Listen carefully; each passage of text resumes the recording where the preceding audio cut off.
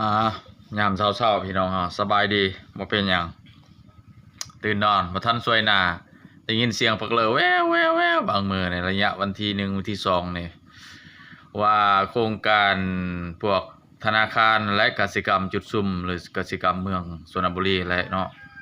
โครงการเลี้ยงงัวเลี้ยงสัตว์ระยะ8-9 ปีผ่านมาถึงปัจจุบันนี้เพิ่นมาถามนี่ถาม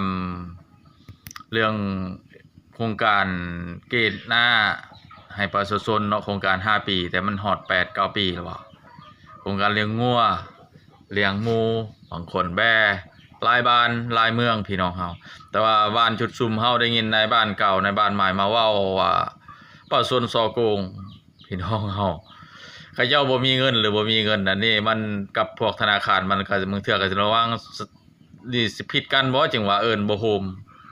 ตอนเขาอยากได้คือว่าง่ายเดี๋ยวนี้